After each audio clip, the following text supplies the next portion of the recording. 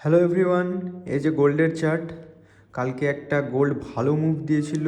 সে move দেওয়ার পর রাত্রে একটা ডিপ এসেছিল, সেখান থেকে গোল্ড সিলভার দুটোতেই ডিপ এসেছিল একটা।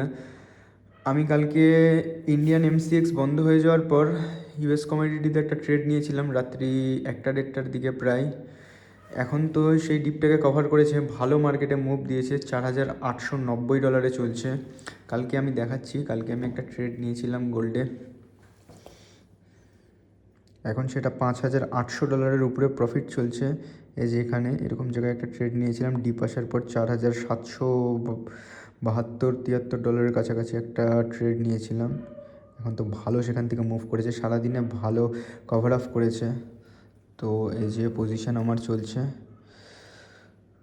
সিলভারেও ট্রেডটা আমি ক্যারি করছি। সিলভারেও ডিপ এসেছিল, সেখান থেকে আবার কভার আপ হয়ে গেছে, সেখানেও এরকমই প্রফিট চলছে $5,000-6,000 মতো। গোল্ডেও চলছে প্রায় $6,000 কাছাকাছি প্রফিট। তো আমি এটা ক্যারি ফরওয়ার্ড করব।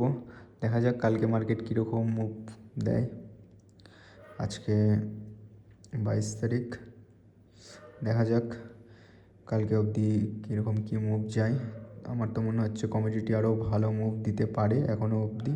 আমি তো এমনি নর্মাল মার্কেটে যেভাবে পড়ছে, সো গ্লোবাল কোলাপসের জন্য ট্রাম্প কখন কী করবে তো বোঝা তো যাচ্ছেই না। সো এটা তো একটা সেফ জোন হিসেবে থাকছেই। তো দেখা যাক কী হচ্ছে। দেখা হচ্ছে নেক্সট ভিডিওতে। টাটা।